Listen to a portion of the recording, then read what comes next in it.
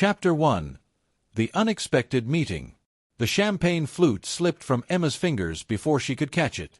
Time seemed to slow as the glass tumbled through the air, crystal catching the chandelier light, amber liquid arcing toward the polished marble floor.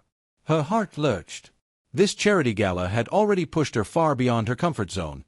Now she was about to make a scene in front of Seattle's elite. A hand shot out, impossibly fast, catching the glass mid-fall without spilling a single drop. Emma's breath caught. The man who'd saved her from humiliation straightened slowly, his movements controlled and deliberate.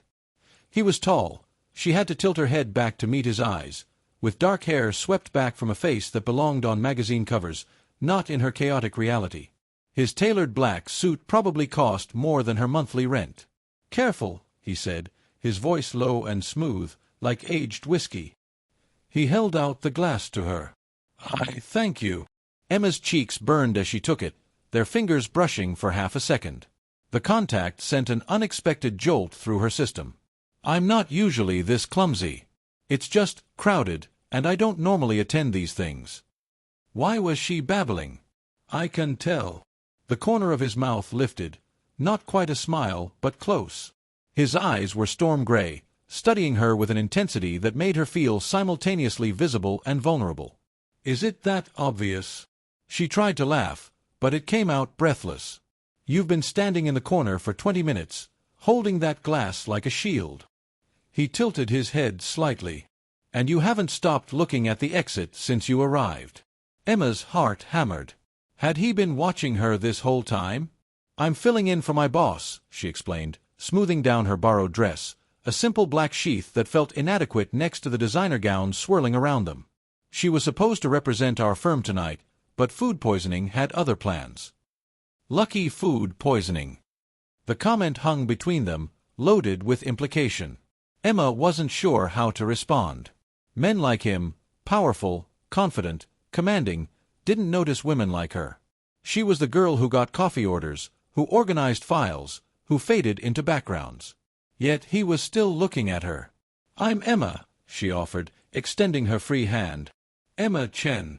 His hand enveloped hers, warm, strong, with calluses that surprised her. Men who wore suits this expensive usually had soft hands. Damien Cross. The name clicked. Damien Cross. CEO of Cross Industries. Billionaire. The man whose face graced business magazines with headlines about his ruthless deals and mysterious personal life. Her boss had mentioned him, told her to stay clear, that he was dangerous in ways that had nothing to do with business. Emma tried to pull her hand back, but his grip held firm for another heartbeat before releasing.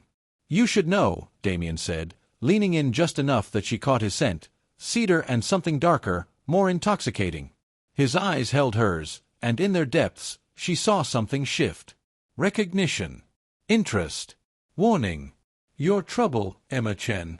Then he turned and disappeared into the crowd, leaving her standing alone with a racing pulse and the distinct feeling that her carefully controlled life had just tilted on its axis. Chapter 2. A contract she didn't expect. The client presentation had gone better than expected.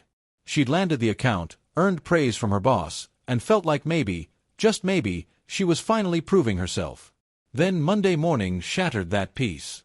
"You'll be the lead coordinator," her boss announced, sliding a thick contract across the desk. 6 weeks. Full collaboration with their team. This is huge for the firm. She skimmed the document, her stomach dropping with each line. Partnership agreement. Joint venture. Daily meetings required. Her eyes caught on the signature at the bottom. No. It couldn't be. Their CEO specifically requested someone detail-oriented, her boss continued. Someone who could handle the pressure. "I recommended you." The coffee shop. The scattered papers. Those dark, unreadable eyes. "When do I start?" she managed, her voice steadier than she felt. "Today. 2 o'clock. Their headquarters." The building was glass and steel, soaring into the sky like a monument to ambition. She felt small walking through the lobby, her heels clicking against marble that probably cost more than her car. The elevator ride to the top floor felt like ascending to judgment. His office was corner view, floor-to-ceiling windows overlooking the city. He stood with his back to the door, hands in his pockets, silhouette sharp against the skyline. "You're early," he said without turning around. "I don't like being late." She gripped her tablet tighter. "Though apparently, I'm good at running into people." He turned then, and she saw it, the flicker of recognition, the slight curve at the corner of his mouth that vanished as quickly as it appeared. "Sit." It wasn't a request. She sat. He moved to his desk, leaning against it rather than sitting behind it. The position put him close. Too close. She could see the fine weave of his shirt, the precise knot of his tie. 6 weeks, he said. "We'll be working in close quarters. Long hours. High stakes." His gaze locked onto hers. "This project fails. Both our companies suffer. No pressure. I can handle pressure. Can you?" He tilted his head, studying her the same way he had in the coffee shop. Like he was reading chapters she didn't know she'd written. "You were nervous pitching to small-time investors. This is different. Bigger. More visible. How did you?" "I make it my business to know who I'm working with." The implication settled over her like a weight. He'd looked into her. Researched her. Known exactly who she was when his company requested her specifically. "Why me?" she asked. For a moment, something flickered in his expression. Something almost vulnerable. Then his walls slammed back into place. "You're qualified. There are people more qualified." He pushed off the desk, moving to the windows. "Maybe I like a challenge." She stood, refusing to be dismissed. "What's that supposed to mean?" He glanced back at her, and in his eyes she saw the same intensity from the coffee shop. The same dangerous awareness. "Don't get comfortable," he said quietly. "I don't do this." "Do what?" But he'd already turned back to the window, and she knew the conversation was over. Chapter 3. First glances, first risks. The conference room had become their battlefield. 3 days into the project, and she'd learned his patterns. He arrived exactly at 7, coffee black, no sugar. He listened more than he spoke. And when he disagreed, he didn't argue. He simply stated facts until you realized you were wrong. What unnerved her most was the way he watched her. "The timeline's aggressive," she said, pointing to the projected schedule on the screen. "But if we streamline the approval process here and here." "You're not eating." She blinked, losing her train of thought. "What?" He nodded toward the untouched pastry beside her laptop. "3rd morning in a row. You skip breakfast, crash around 2, then drink too much coffee to compensate." How would you know that?" His expression remained neutral. "I notice things." Heat crept up her neck. She forced herself to refocus on the presentation, but awareness prickled across her skin. How much had he noticed? The way she tucked her hair behind her ear when concentrating? How she bit her lip when reviewing numbers? "The vendors need confirmation by Friday," she continued, trying to ignore how his gaze tracked her movement as she paced. "If we can't commit, we'll commit." He stood, moving to the window. "You worry too much. Someone has to. This project will succeed." He turned, and the intensity in his eyes stopped her mid-sentence. "I don't accept failure. Neither should you." The confidence in his voice sent an unexpected thrill through her. He stood there, backlit by the city skyline, looking like he could bend the world to his will through sheer force of presence. "I should." She gestured vaguely toward her laptop. "The vendor contracts need review." "Show me." She hesitated, then moved to where her computer sat on the conference table.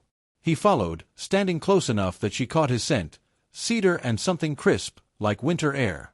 Her hands trembled slightly as she pulled up the documents. "Professional. Stay professional."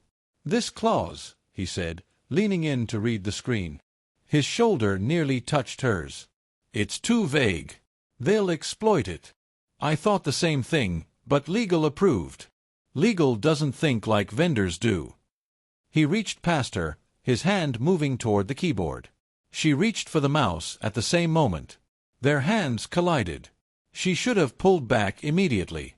Should have laughed it off, made some awkward comment about personal space. Instead, she froze. His hand had landed over hers, warm and solid. For a heartbeat, neither of them moved. Then his fingers shifted, not pulling away, but settling more deliberately over hers. His thumb brushed across her knuckles, a whisper of contact that sent electricity racing up her arm. She looked up, found him already watching her. This close, she could see the fine lines at the corners of his eyes, the slight shadow along his jaw. His expression was unreadable, but something flickered in those dark eyes. Something hungry.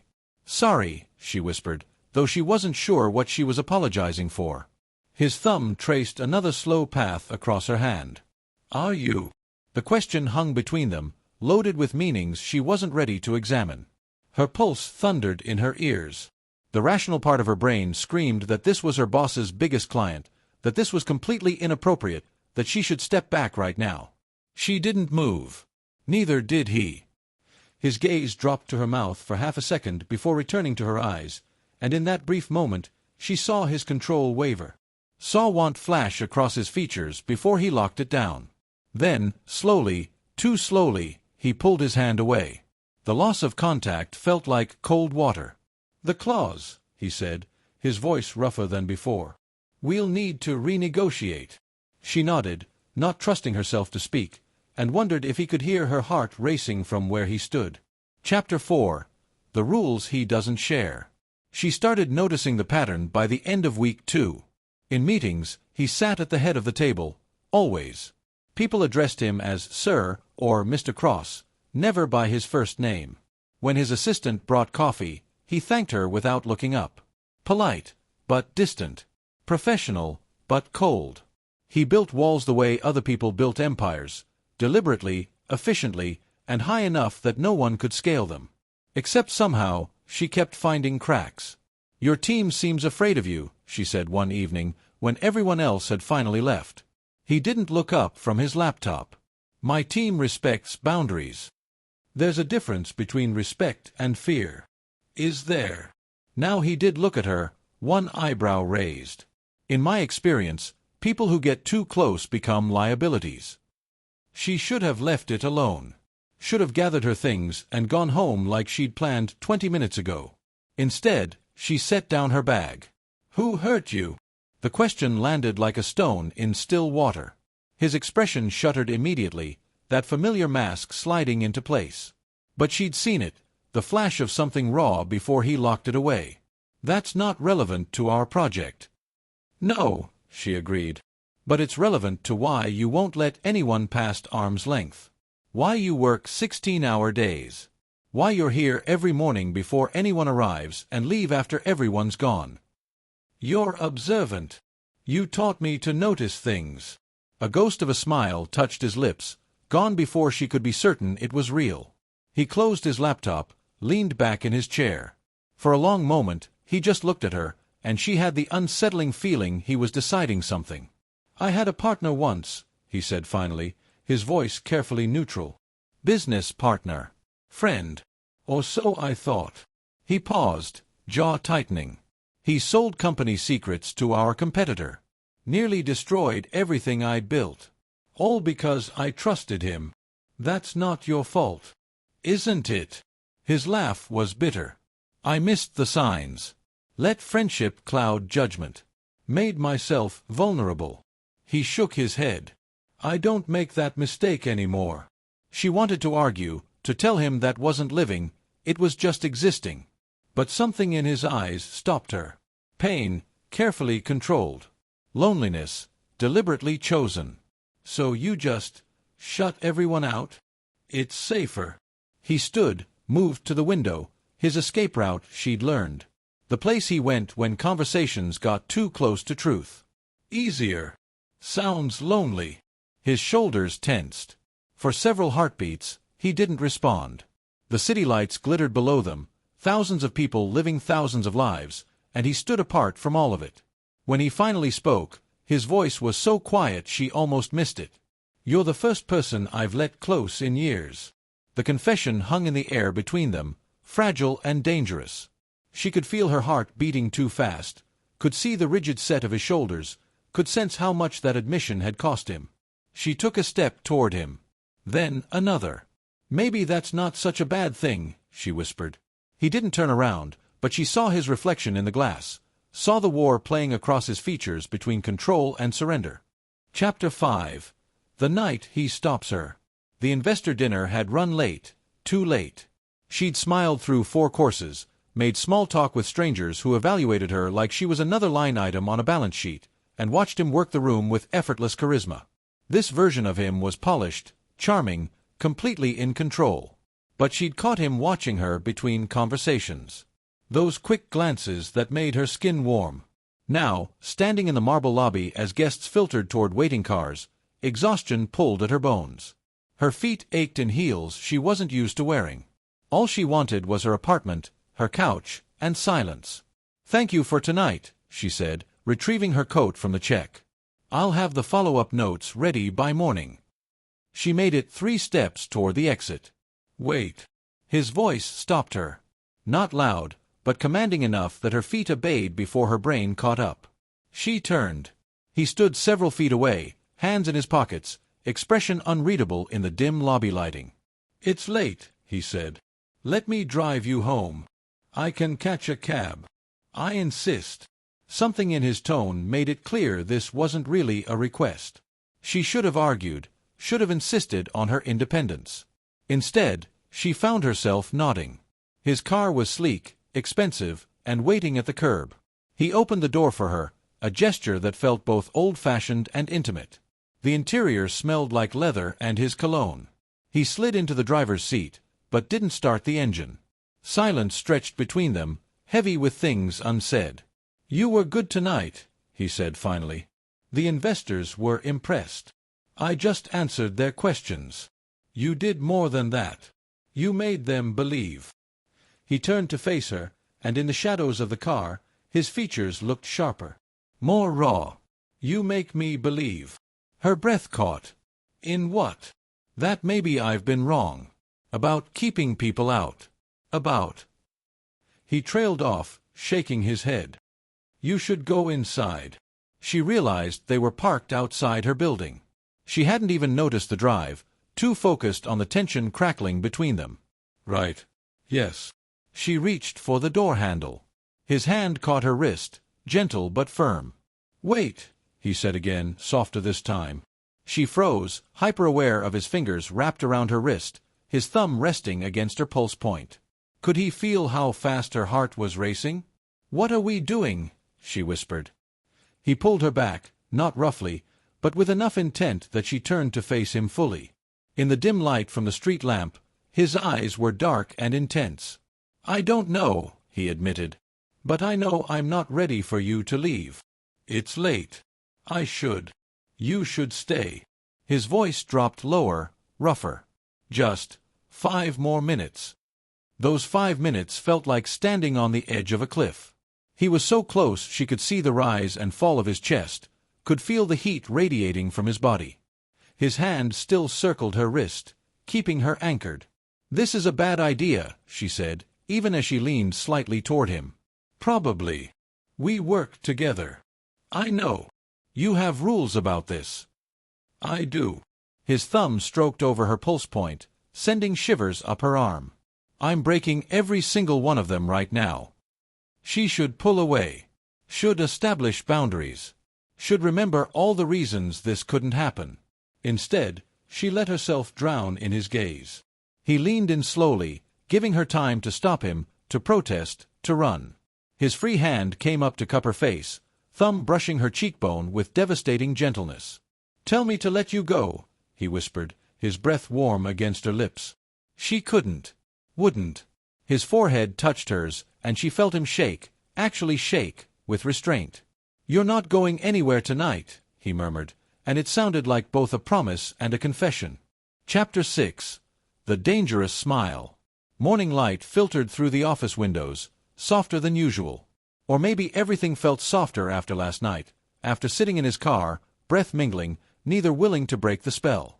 She'd finally gone inside around midnight. Alone. But the ghost of his touch still lingered on her wrist.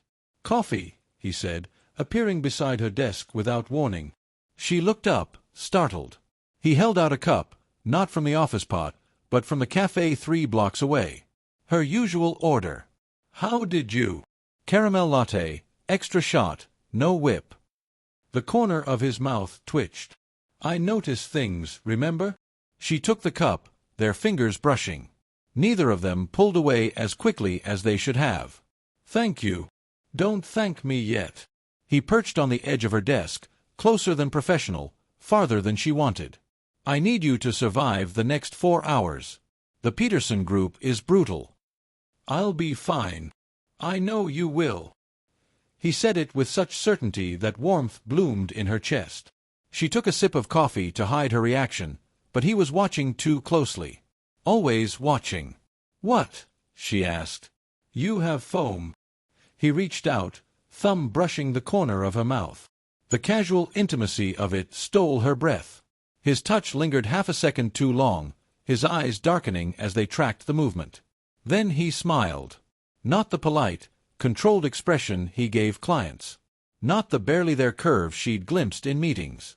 This was real, slow and devastating, transforming his entire face. It reached his eyes, crinkling the corners, softening features that were usually so carefully guarded. The effect was catastrophic. Her stomach flipped. Heat flooded through her. She forgot how to breathe, how to think, how to do anything except stare at him like he'd just revealed he could fly. He was beautiful when he was controlled and commanding. But when he smiled like this, open, genuine, just for her, he was utterly devastating. What? He asked, still smiling, clearly enjoying her reaction. Nothing. She shook her head, unable to form coherent thoughts. You should smile more often. Should I? He leaned closer, voice dropping. Why? Because it makes me forget my own name, she thought but couldn't say. His smile widened, like he knew exactly what she was thinking. The meeting, she managed weakly. Can wait. He studied her face, something shifting in his expression. The smile faded into something more serious, more intense. I need to ask you something. Her heart hammered. Okay. Do you trust me? The question hung between them, weighted with implications she didn't fully understand. But looking into his eyes, seeing vulnerability beneath the control, want beneath the walls, the answer was terrifyingly simple. Yes. Chapter 7. Jealousy Unintended. The Peterson meeting went better than expected. She'd presented the revised timeline, fielded questions with confidence, and watched him seamlessly close the deal. They made a good team. She'd started to realize that over the past 3 weeks. Maybe too good. Impressive work, someone said behind her as she gathered her materials. She turned to find one of Peterson's junior partners, mid-30s, expensive suit, friendly smile. She'd noticed him watching during the presentation. Thank you. It was a team effort. Still, your attention to detail made the difference. He extended his hand. We didn't get to properly meet. James. Nice to meet you. She shook his hand, professional and brief. James didn't seem to notice the dismissal. I was wondering if you'd like to grab coffee sometime. Compare notes on the project, maybe discuss. She's busy. The voice came from behind her, low, controlled, edged with something dangerous. She turned to find him standing there, jaw tight, eyes fixed on where James's hand still held hers. The temperature in the room seemed to drop 10 degrees. James released her hand quickly. Of course. Just a professional courtesy. We have professional channels for that. His tone was polite, his words measured. But she could see the tension in his shoulders, the way his hands flexed at his sides. All project communications go through our shared team. Right. Absolutely. James nodded, backing away. Good meeting. I'll be in touch through proper channels. When he was gone, silence stretched taut between them. That was, she started, inappropriate. He moved closer, invading her space in a way that should have felt aggressive but instead sent heat pooling low in her stomach. He was asking you out. It was just coffee. It wasn't. His eyes bored into hers. You know it wasn't. She should have been annoyed at his presumption. Should have reminded him he had no claim on her, no right to interfere. Instead, her pulse raced. What if it was? She challenged, tilting her chin up. What if I wanted to have coffee with him? Something flickered across his face, possessive, raw, barely controlled. He stepped closer, close enough that she had to crane her neck to maintain eye contact. "Then I'd tell you the same thing I'm telling you now." His voice dropped to barely above a whisper, rough and intimate. "No one looks at you like that but me." The declaration sent shivers racing down her spine. This wasn't her controlled, measured boss. This was something primal, something he'd been fighting to keep locked away. "You don't own me," she whispered. "No." His eyes held hers, dark and intense. "But I want to." Chapter 8. A Confession of Fear. They didn't speak on the drive back to the office. The tension was too thick, too volatile. She stared out the window, replaying his words on an endless loop. "I want to." What did that mean? Want to what? Own her? Claim her? Keep her? And why did the thought make her heart race instead of run? "I need to tell you something," she said as he pulled into the parking garage. He cut the engine but didn't move. "I'm listening." The words stuck in her throat. She'd spent 3 years building walls around this particular failure, and now she was about to hand him the tools to tear them down. "Before this job, I worked for a startup." She kept her eyes on her hands, twisted in her lap. "Small team, big dreams. I was the project manager for our flagship product."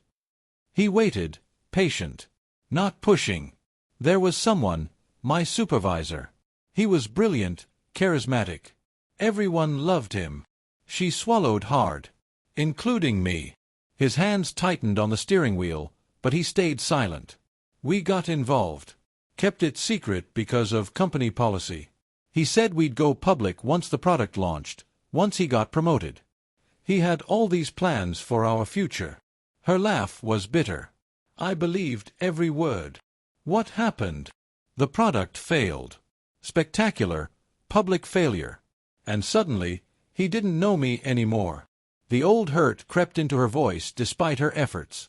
"Blamed me in meetings. Told the board I'd missed critical deadlines, made poor decisions. Made me the scapegoat for everything that went wrong." "He threw you under the bus." "Completely.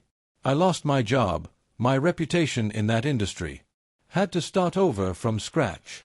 She finally looked at him. "Worst part? I saw it coming. Saw him pulling away when things got hard. But I ignored the signs because I was in love with him." The words hurt less when he said them. "Stupidly, yes." He was quiet for a long moment. Then, slowly, he reached across the console.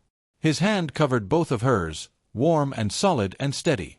"His loss," he said simply. "You don't know that." "I do."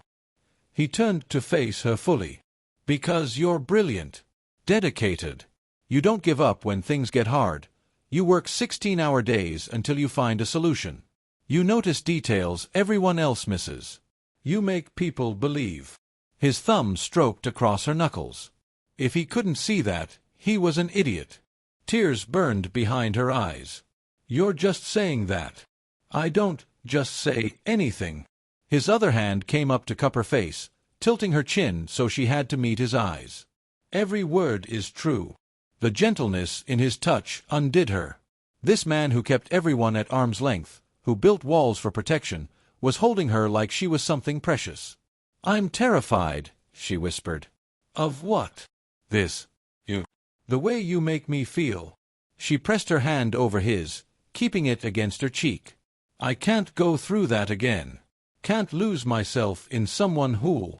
I'm not him. I know. But what if? Look at me." He waited until she did. "I'm not good at this. I'm controlling, guarded, difficult. I push people away because it's safer than letting them in. But with you," he stopped, jaw working like the words were physically painful. "With you, I can't seem to help myself." Her heart hammered against her ribs. "What does that mean?" His thumb traced her cheekbone, his eyes searching hers with an intensity that made her breathless. "It means I'm breaking every rule I've spent years building.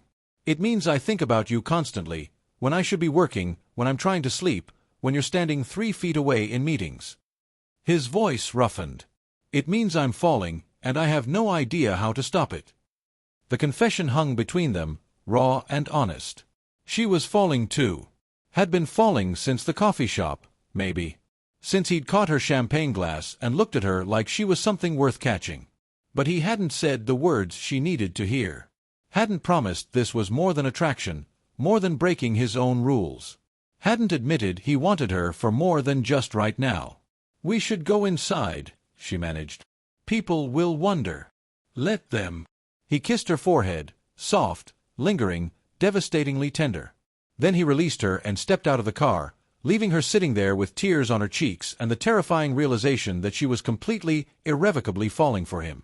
Chapter 9. The First Kiss. The project was ahead of schedule. She should have been celebrating. Instead, she felt the clock ticking down. 4 weeks left, then 3, then 2. When this ended, what would happen to them? If there even was a them. He'd been careful since his confession in the car.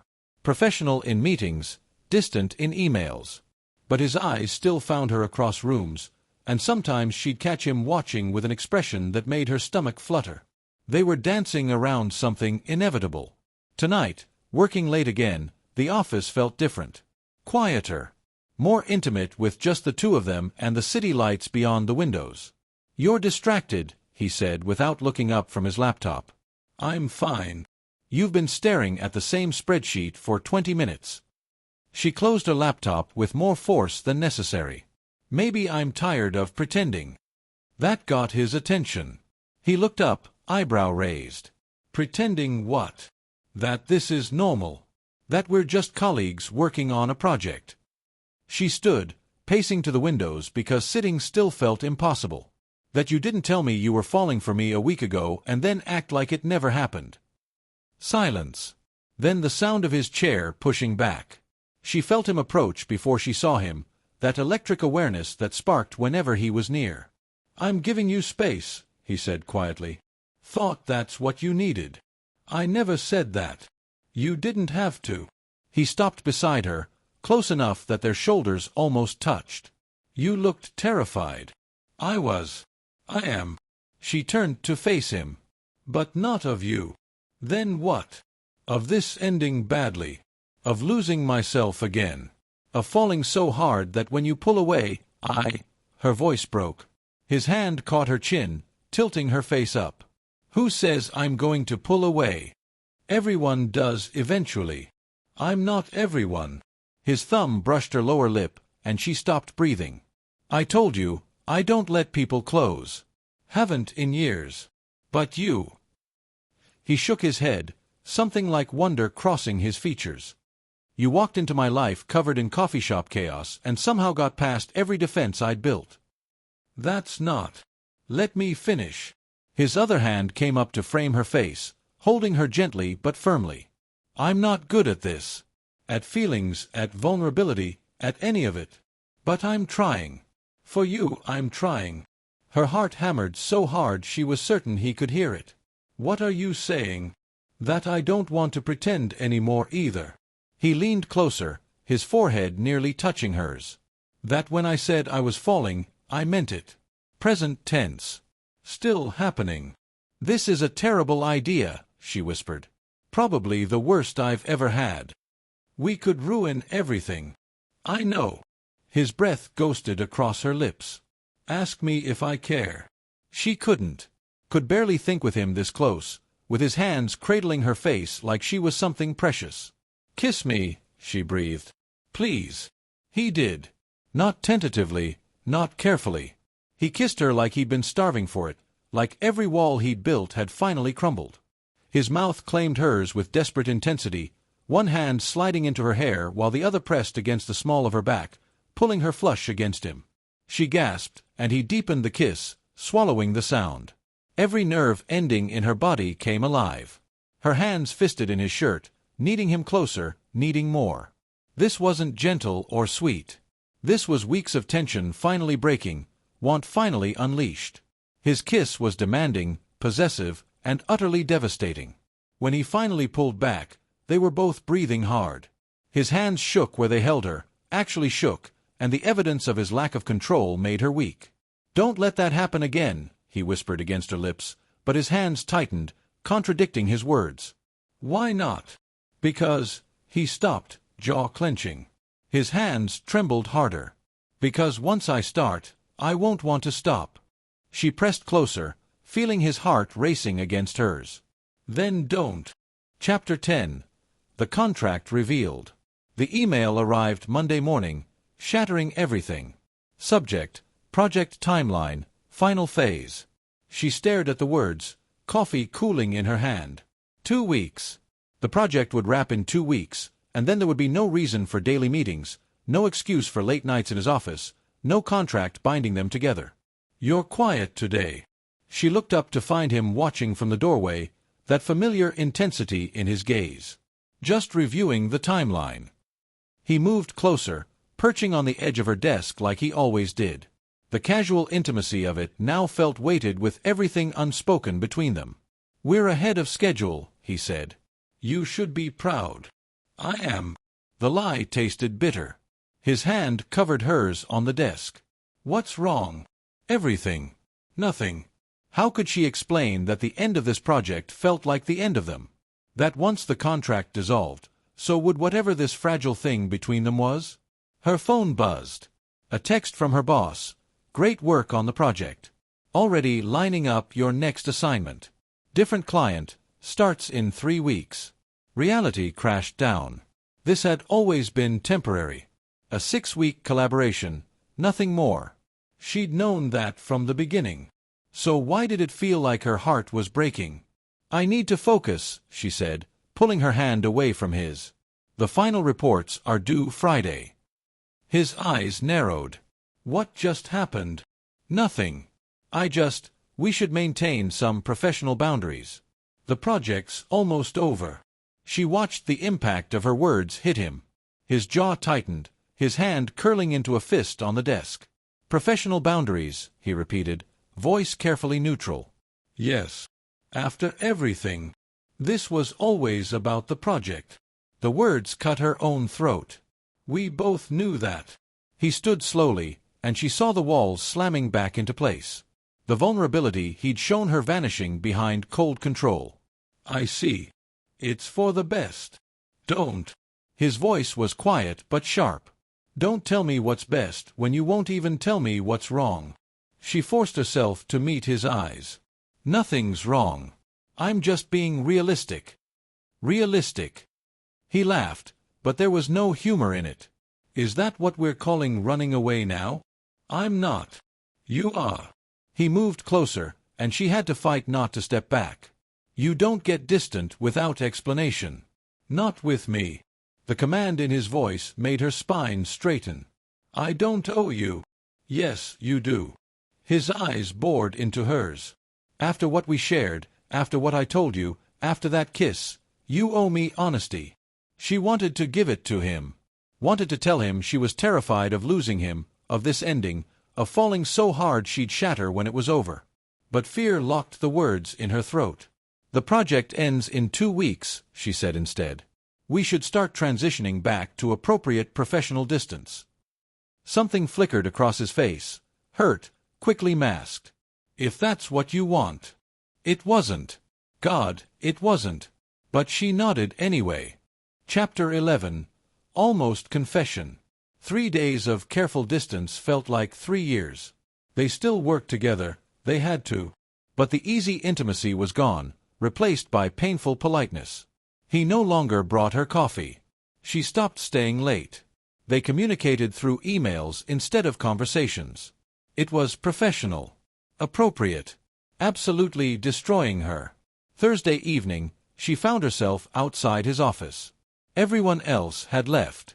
Through the glass, she could see him at his desk, tie loosened, running a hand through his hair in frustration. She should leave. Should stick to the boundaries she'd drawn. Instead, she knocked. He looked up, surprise flashing across his features before the mask settled back into place. Come in. She did, closing the door behind her. The click of the latch felt significant. Working late. Stupid question. Obviously, he was working late.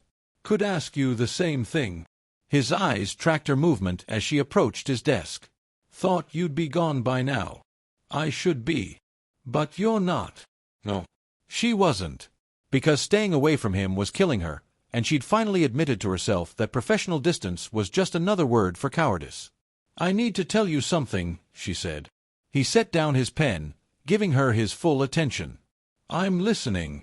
The words crowded in her throat. "I'm falling in love with you. I'm terrified.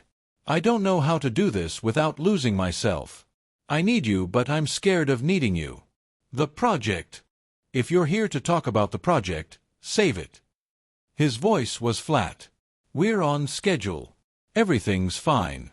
Professionally speaking." "That's not." "Then what?" He stood, moving around the desk. "What are you doing here? Why now, after 3 days of treating me like a stranger?" "I wasn't. You were." He stopped a few feet away, close enough that she could see the exhaustion in his eyes. "You pulled away. Put up walls. The same walls I've been tearing down for weeks. I was protecting myself." "From what?" "From me." Pain flickered across his face. "I told you I wasn't him. That I wouldn't." "I know." "Then why?" Because she was falling. Because it terrified her. Because loving him felt like standing on the edge of a cliff with no safety net. "The contract ends in 2 weeks," she said instead. "And then what? We go back to our separate lives? Pretend this never happened? Is that what you think?" He moved closer. "That this was just about a contract? I don't know what to think." "Then let me be clear." His hand came up to cup her face, thumb stroking her cheekbone. "This stopped being about the project the moment I caught your champagne glass. Maybe even before that." Her breath hitched. "You can't know that." "I can. Because I've spent years avoiding exactly this, feeling something for someone. Letting them matter." His eyes held hers, intense and honest. "You think I kiss every colleague I work with? Break my own rules? Lose sleep thinking about someone? No, but. No buts." His other hand came up to frame her face. "Tell me what you're really afraid of." "You." The word burned in her throat. "This. Everything." "What if it doesn't work?" she whispered. "What if we try and it falls apart and I lose you completely?" "What if it does work?" he countered. "What if we're both so busy protecting ourselves that we miss something real?" The hope in his voice made her chest ache. "I can't go through that again," she said. "Being with someone who—" "I'm not him." He said it fiercely, like he could will her to believe it. "How many times do I have to prove that?" "I know you're not, but you're still running." His hands dropped from her face, and the loss of contact felt like cold water. "You're still choosing fear over what?" He was quiet for a long moment, his jaw working like he was fighting some internal battle. When he finally spoke, his voice was rough. "Over me. Over us. Over whatever this could be if you just—" He stopped, shaking his head. "I don't like feeling like I'm losing you." The confession hung between them, raw and vulnerable. This man who never showed weakness, who kept everyone at arm's length, was standing here telling her she mattered. And she still couldn't say the words he needed to hear. "I should go," she whispered. Something died in his eyes. "Yeah, you should." She made it to the door before she stopped, hand on the handle, heart screaming at her to turn around. But fear won. She walked out, and didn't look back. Chapter 12. Betrayal and Silence. Friday morning brought disaster. She arrived at the office to find him already in the conference room, his assistant looking worried outside the door. "What's wrong?" she asked. "Someone leaked details about the project. Peterson's team is furious. They think it came from our end." Her stomach dropped. "That's impossible. We've been careful. They have emails. Confidential information that shouldn't have left this building." The assistant lowered her voice. "He's been in there for an hour. I've never seen him like this." Through the glass, she could see him pacing, phone pressed to his ear. Even from here, she could read the tension in his shoulders. She pushed through the door. "What happened?" He looked up, and the coldness in his eyes made her freeze. "Give me a minute," he said into the phone, then lowered it. "Close the door." She did, anxiety crawling up her spine. "Your assistant said something about a leak." When were you going to tell me? His voice was controlled, too controlled. The kind of calm that preceded storms. Tell you what? About the job offer. He set his phone down carefully, deliberately. The one you interviewed for. At Peterson's company. The world tilted. How did you? Peterson's HR department sent confirmation to the wrong email thread. One I was copied on. He held up his phone, showing her an email she'd never meant for him to see. Congratulations, by the way. Senior Project Manager. Impressive title. I can explain. Can you? He laughed, sharp and bitter. Because from where I'm standing, it looks like you've been planning your exit for weeks. Interviewing with our client while working on this project. It wasn't like that. Then what was it like?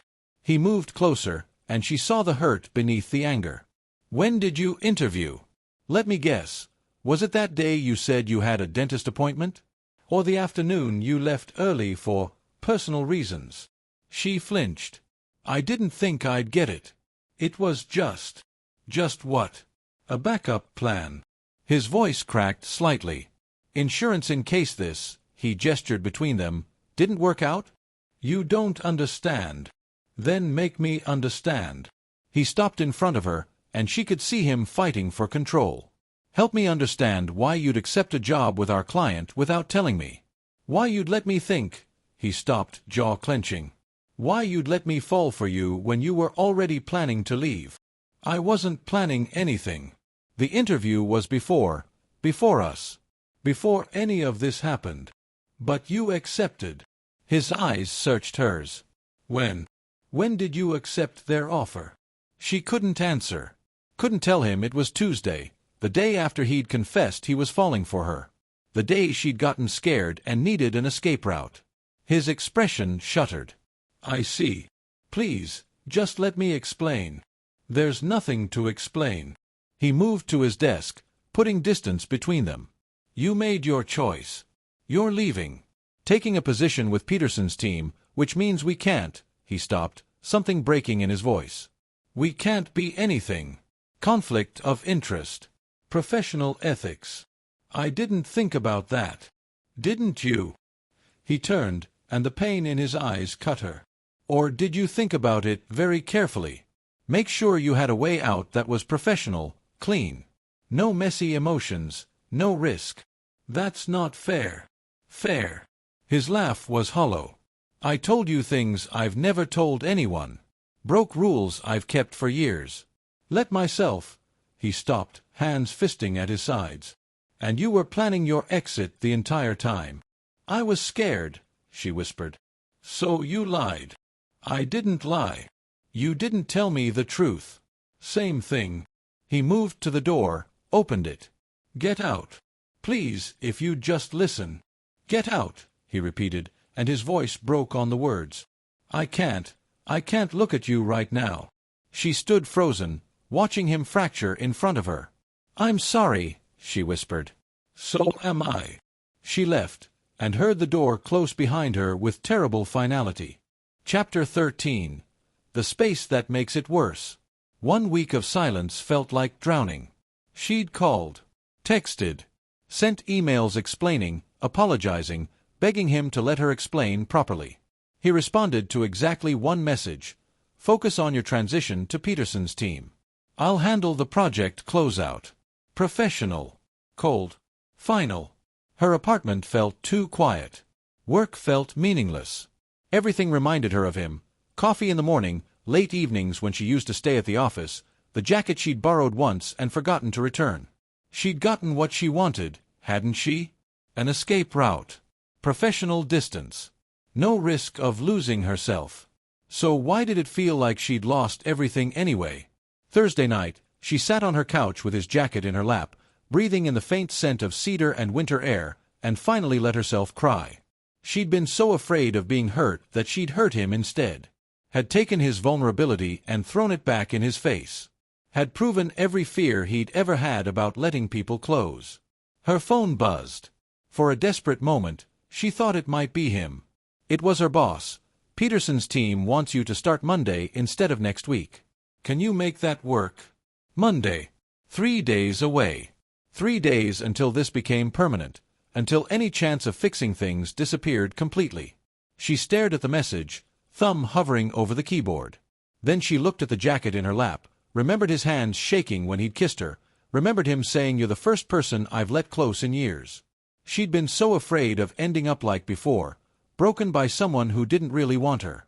But he'd wanted her, had been falling for her, had been willing to risk everything he'd carefully protected. And she'd run. A knock at her door made her jump. She wasn't expecting anyone. It was nearly 10 at night. Another knock, more insistent. She set down the jacket and moved to the door, checking the peephole. Her heart stopped. He stood in the hallway, still in his work clothes but disheveled, tie gone, shirt partially unbuttoned, hair messed like he'd been running his hands through it. He looked exhausted. Wrecked. Beautiful. She opened the door. They stared at each other across the threshold, a week of silence and hurt between them. "Hi," she whispered. His eyes tracked over her face, taking in her tear-stained cheeks, her borrowed sweatshirt, her bare feet. "Can I come in?" His voice was rough, like he hadn't used it much lately. She stepped back, and he walked past her into the apartment. Into her space. Bringing the scent of him, the presence of him, the weight of everything unresolved. She closed the door and turned to find him standing in her living room, hands in his pockets, looking lost. "You weren't answering your phone," he said. "It's in the bedroom. I didn't hear it." He nodded, then fell quiet. The silence stretched, heavy with things neither of them knew how to say. "Why are you here?" she finally asked. He looked at her then, really looked at her, and she saw everything in his eyes: anger, hurt, want, need. "I don't know," he admitted. "I told myself to stay away. That you'd made your choice, and I should respect it. Let you go." He took a step toward her. "But I can't." Chapter 14. Obsession Without Apology. "I've tried," he continued, moving closer.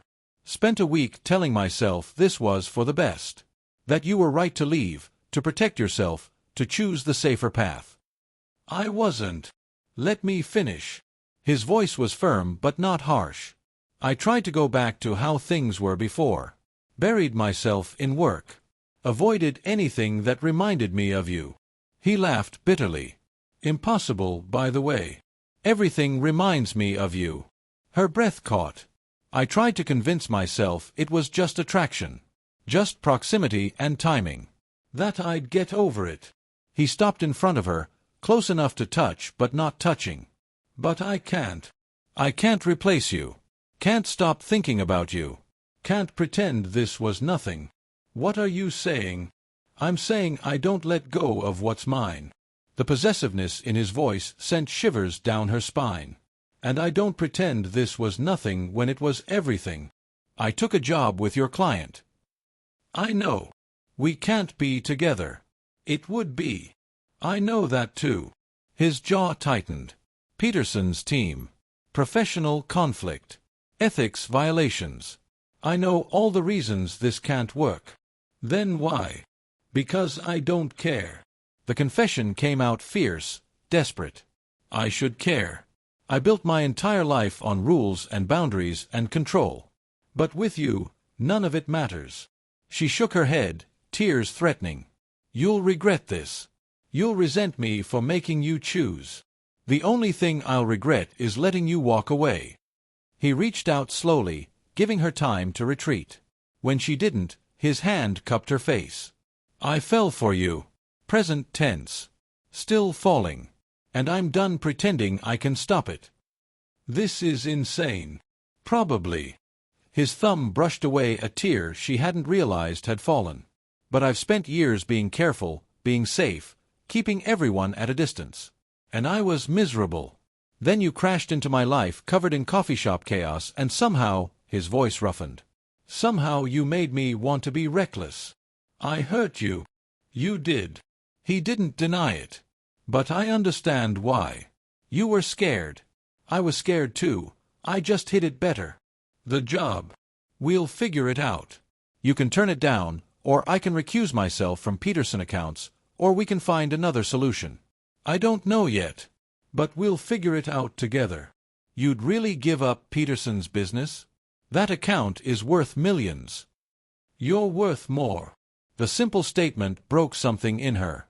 All her careful defenses, all her rational reasons for running, crumbled in the face of his unwavering certainty.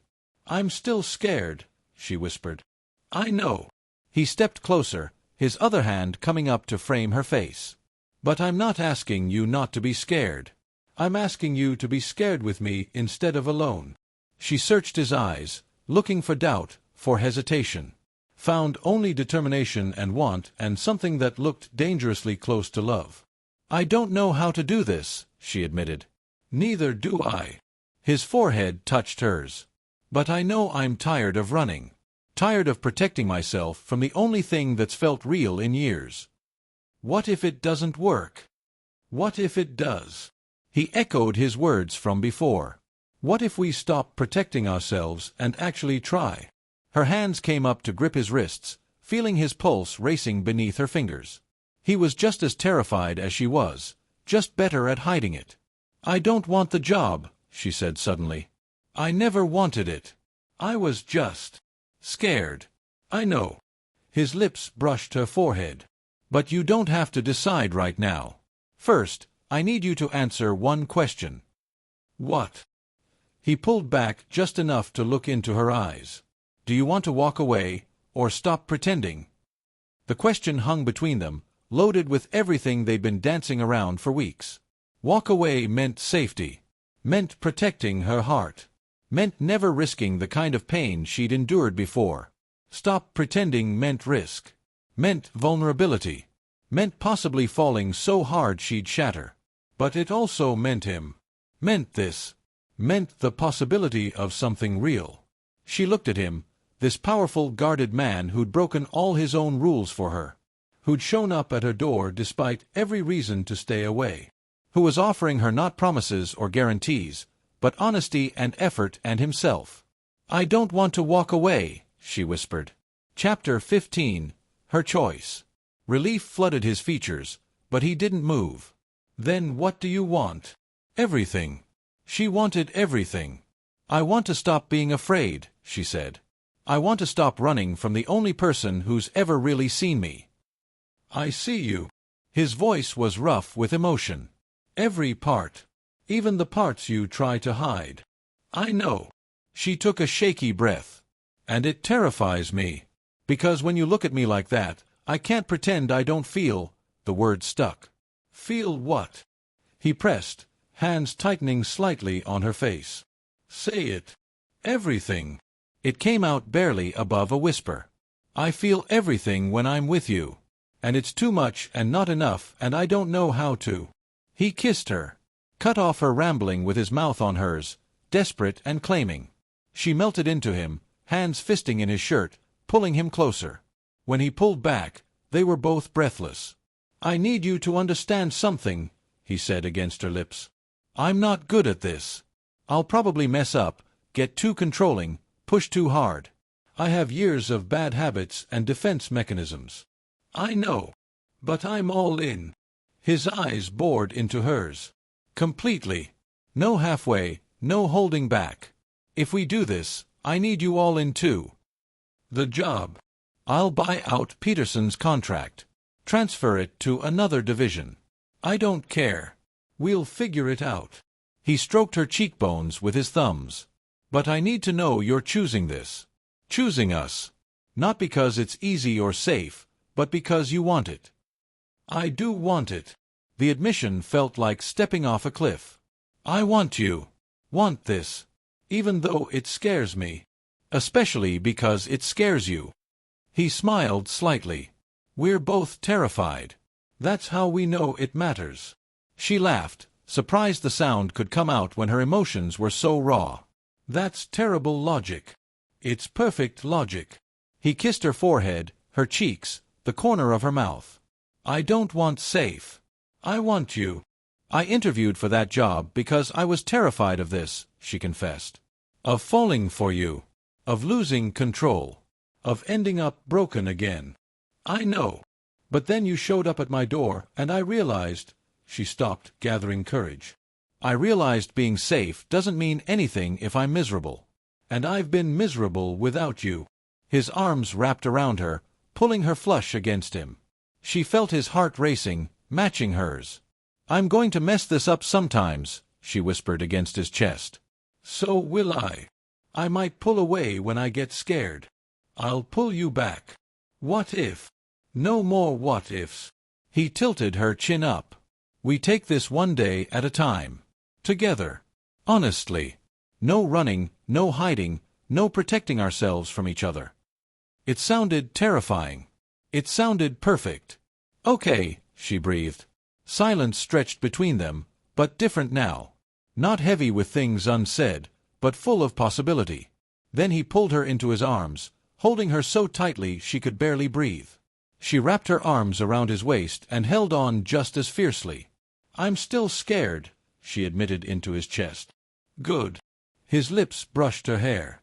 So am I. And somehow, being scared together felt like the bravest thing she'd ever done. Chapter 16. Real Love, Real Risk. The weekend passed in a blur of honesty and vulnerability. They talked, really talked, about expectations, fears, boundaries. He admitted his control issues stemmed from the betrayal that had nearly destroyed his company. She confessed that her ex had left scars deeper than she'd acknowledged. But they also laughed, ordered too much takeout, fell asleep on her couch tangled together. Monday morning brought reality crashing back. I need to call Peterson's HR, she said, sitting at her kitchen table with coffee and her phone. He looked up from his laptop. You sure? I'm sure. She was. The job had been a safety net she didn't need anymore. I'll decline professionally, cite personal reasons. They won't like it. I know. She smiled slightly. But I'm choosing what I want, not what's safe. Pride flickered across his face. Call them. I'll be right here. She did. It was awkward and uncomfortable, and Peterson's HR director sounded distinctly annoyed. But when she hung up, relief flooded through her. Done, she said. He crossed to her, pulled her up from the chair, and kissed her thoroughly. Proud of you. For turning down a job? For choosing what you want. His hand cupped her face. Even when it's terrifying. Her phone buzzed before she could respond. Unknown number. She answered. Hello. Is this the woman working on the Cross Industries project? The voice was female, sharp, professional. Yes, who is? I'm a reporter with the Business Journal. I'd like to ask you some questions about your relationship with the CEO. Her blood went cold. She looked at him, and he must have seen something in her expression because his jaw tightened. I don't know what you're talking about. We have photos. You and him, outside your apartment building. Multiple occasions, including this weekend. The reporter's voice turned calculating. Care to comment on whether your romantic involvement influenced the Peterson contract? Or whether it's why you turned down their job offer an hour ago? No comment. She hung up, hands shaking. What is it? He demanded. Reporter. They know about us. Have photos. She set down her phone. They're going to run a story. For a moment, he said nothing. Then, let them. What? Let them run it. He took her phone, set it aside. We haven't done anything wrong. You're not my employee, there's no ethics violation, and the Peterson project was successful. But the optics. We'll be fine. His hands settled on her shoulders. This is what I meant about being all in. We don't hide. We don't apologize. We tell the truth. Which is that I'm in a relationship with an incredibly talented woman who happened to work on a project with me. That we kept it professional until the project concluded. That we have nothing to be ashamed of. She wanted to believe him. But years of playing it safe made her hesitate. What if this hurts your business? It won't. He said it with such certainty. And if it does, we handle it together. Her phone buzzed again. Different number. Don't answer, he said. What if it's important? If it's important, they'll leave a message. He pulled her close. Right now, you're more important. The buzzing stopped. Started again. "This is just the beginning," she said. "They're going to dig, ask questions, make assumptions. Let them." His mouth found hers, soft and claiming. "I'm done hiding you. Done pretending you don't matter. People will talk. They always do." He smiled against her lips. "But this time it's real." Chapter 17. Power Used for Love. The story broke Tuesday morning. CEO's secret romance. Conflict of interest or true love. The photos were intimate but not inappropriate. Him at her door, them having coffee, a moment on her balcony where his arm was around her shoulders. The article speculated wildly about timelines and ethics and whether their relationship had influenced business decisions. She read it with growing dread, waiting for him to regret everything. Instead, he called a press conference.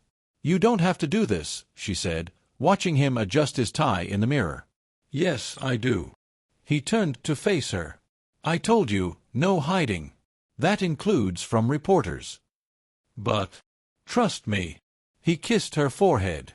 "I know what I'm doing." The press conference was held in his building's lobby, cameras and reporters packed into the space. She watched from the side, stomach in knots. He stood at the podium, commanding and confident. The man who'd shown her his vulnerable side now wore his public mask, but something was different. Softer. "I'll address the recent article directly," he said, voice carrying across the room. "Yes, I'm in a relationship. Yes, she worked on a recent project. No, there was no conflict of interest or ethics violation." Questions erupted. He held up a hand. "Let me be clear. Our relationship began after the professional aspects of our collaboration were well established. We maintained appropriate boundaries throughout the project. Everything was disclosed to relevant parties and reviewed by legal." That wasn't entirely true. They'd been dancing around their feelings for weeks, but the important facts were accurate. The insinuation that this influenced business decisions is not only false, it's insulting.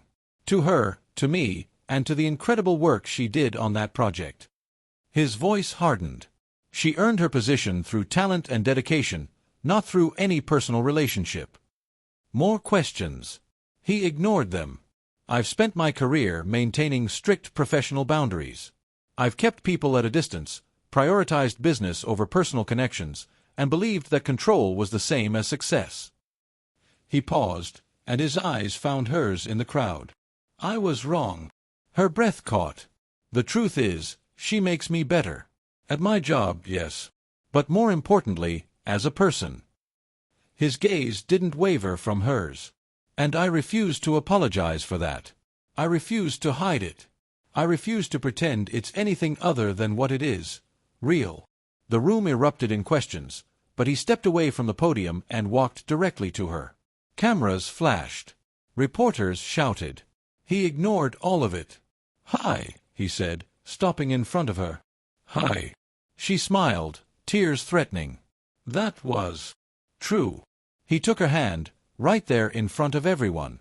"Every word. They're watching." "Good."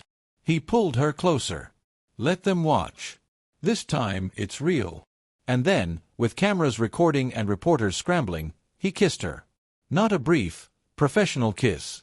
A real one. The kind that said mine and yours and us. When he pulled back, she was breathless. "Ready to face the world?" he asked. She looked at the cameras, the reporters, the chaos they'd just created. Then she looked at him, this powerful man who'd chosen to be vulnerable, who'd used his influence not to hide but to claim her publicly. "With you." She squeezed his hand. "Always." Chapter 18. He refuses to let her go. 3 months later, she still sometimes couldn't believe it was real. The media frenzy had died down eventually. Some outlets praised them for transparency, others criticized them for mixing business and pleasure. But mostly, people moved on to the next story. They didn't. She'd taken a position at his company, different division, different reporting structure, completely ethical. He'd been insufferably pleased about it. Now, standing in his apartment, their apartment, technically, since she'd moved in last month, she felt the old fear creeping back. It was too good. Too easy. Something had to go wrong. "You're thinking too loud," he said from the doorway. She turned from the window. Sorry. Just getting scared again. He moved toward her, reading her like he always did. What is it this time? Nothing. Everything. She wrapped her arms around herself. This is working too well. We're too happy. Something's going to stop. He pulled her arms away from her body, replaced them with his own. We've been through this. I know, but you're still waiting for the other shoe to drop. His hands rubbed soothing circles on her back. Because being happy feels dangerous. She nodded against his chest. Look at me. She did. I'm not going anywhere, he said firmly. Not when things get hard, not when you get scared, not ever. You're stuck with me. You say that now. I said it 3 months ago. I'll say it 3 years from now. 3 decades. His eyes held hers. However long it takes for you to believe it. I want to believe it. Then do. He cupped her face. Stop waiting for me to leave and trust that I'm staying. Tears spilled over. What if I mess this up? Then we fix it. He wiped her tears with his thumbs. Together. Like we've fixed everything else. What if you realize I'm not? Don't. His voice turned fierce. Don't finish that sentence. You are everything. Exactly as you are. I'm broken. No. He kissed her forehead. You're healing. There's a difference. She wanted to believe him. Wanted to trust that this wouldn't end like everything else had.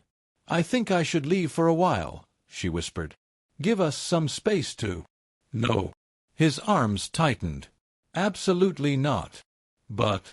No. He pulled back to look at her. You don't get to run anymore. That's not how this works. I'm trying to protect us. You're trying to protect yourself by sabotaging us. His jaw tightened. I know that pattern. I invented that pattern. And I'm telling you right now, it doesn't work. You don't understand. I understand perfectly. He backed her against the window, caging her in with his arms. You're scared of being happy. Scared of trusting this. So you're looking for an exit before I can hurt you. That's not. It is. His forehead touched hers. But here's the thing. I don't need fake love anymore. I don't need someone who's halfway out the door. I need you. Fully. Completely. Messily. I am fully. You're not. Part of you is still running. His hands cupped her face, forcing her to meet his eyes. So I'm going to say this once, and I need you to hear me. Really hear me. She nodded, unable to speak. I love you. The words hit her like a physical force. I'm in love with you. Present tense. Future tense. Every tense. And I'm not going anywhere, no matter how scared you get or how hard you push. You can't know that. I can.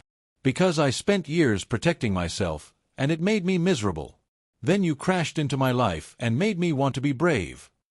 His thumb stroked her cheek. So now I'm being brave. I'm choosing you every day. Even on the hard days. Especially on the hard days. I don't deserve. Stop telling me what you don't deserve and start believing you deserve everything. He kissed her softly. Including me. Including this. Including happiness. She broke then, completely. Sobbing against his chest while he held her, whispering reassurances, promising forever in a dozen different ways. When she finally calmed, he tilted her chin up. Better. I love you too, she whispered. I should have said it sooner. Should have. You're saying it now. That's what matters. He smiled, that devastating smile he only gave her. Though you could say it again. Just to be sure. She laughed through her tears. I love you. Again. I love you. Once more. I love you. She pulled him down to kiss her. I love you. I'm all in. I'm not running. Good. He kissed her back, soft and thorough and claiming. Because I refuse to let you go. Even when I'm difficult. Especially then. He rested his forehead against hers. You're mine. I'm yours. And that's not changing. For the first time in her life, she believed it. Not because he promised. Not because it felt safe. But because loving him felt like coming home.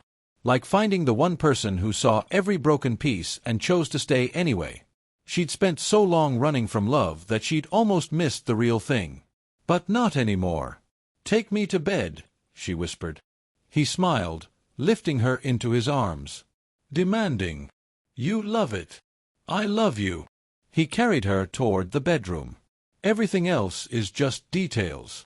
And as he set her down on their bed, kissed her like she was precious, and showed her exactly how real this was, she finally let herself believe. This was it. This was real. This was forever. And she was done running. The end.